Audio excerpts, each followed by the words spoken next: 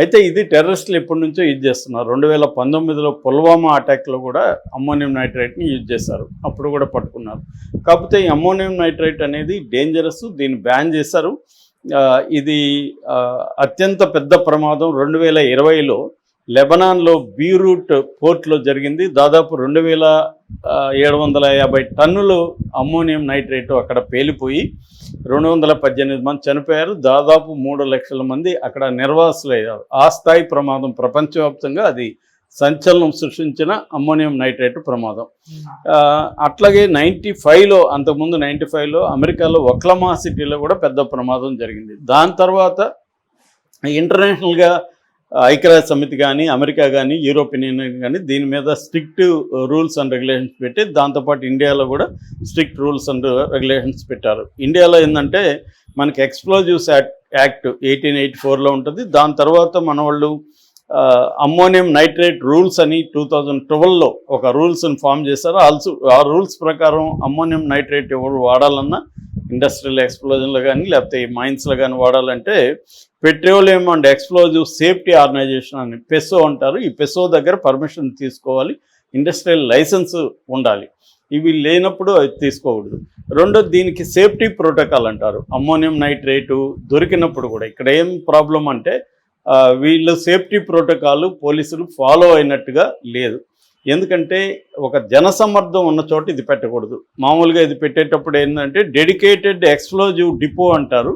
అటువంటి ఒక dedicated explosive depot ఊరి చివర కానీ ఈ జనసమ్మర్దం లేని చోట పెట్టాలి.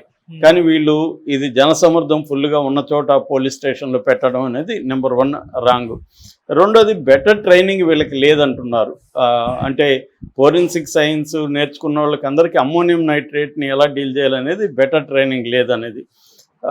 మూడోది ఏంటంటే రిమోట్ శాంప్లింగ్ చేయొచ్చు, కానీ వీళ్ళు ఎందుకు రిమోట్ శాంప్లింగ్ చేయలేదనేది నెక్స్ట్ క్వశ్చన్. అట్లాగే డిజిటల్ ట్రేసబిలిటీ అంటే అమ్మోనియం నైట్రేట్ని ట్రేస్ చేయడానికి డిజిటల్ టెక్నాలజీ ఎందుకు వాడలేదనేది, అంటే కంప్లీట్గా సేఫ్టీ ప్రోటోకాల్ ఫాలో కాలేదు.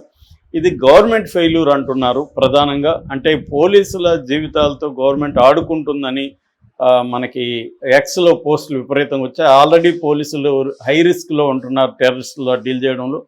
కనీసం ఈ అమ్మోనియం నైట్రేట్ లాంటిదిని ఎక్కడ నిల్వ ఉంచాలి, వీళ్ళకి ప్రాపర్ ట్రైనింగ్ ఇవ్వడం, ఎక్స్ప్లోజివ్స్తో ఎలా డీల్ చేయాలనేది నేర్పించకుండా వీళ్ళని బలి చేసింది ప్రభుత్వం అనే విమర్శలు అయితే వస్తున్నాయి. ఎందుకంటే ఈ టెర్రరిజానికి వ్యతిరేకంగా పనిచేసే పోలీసులు నిరంతరం రిస్క్ ఆఫ్ లైఫ్లో ఉంటారు. ఎప్పుడు ఏమవుతుందో తెలియదు.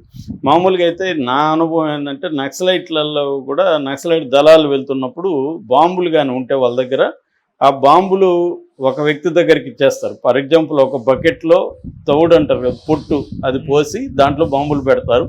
అది ఒక వ్యక్తి తీసుకుంటాడు. ఈ వ్యక్తి గుంపులో రాడనమాట, సపరేట్గా ముందన్న వెళ్తుంటాడు, లేకపోతే వెనకాలన్నా వస్తుంటాడు దూరంగా. ఎందుకు ఆ జాగ్రత్త తీసుకుంటారంటే ఒకవేళ పేలిందంటే అతను ఒక్కడే చనిపోతాడు, గుంపు చనిపోరు. ఈ జాగ్రత్త నక్సలైట్లు కూడా తీసుకుంటారు. ఇది మామూలు బాంబులకే.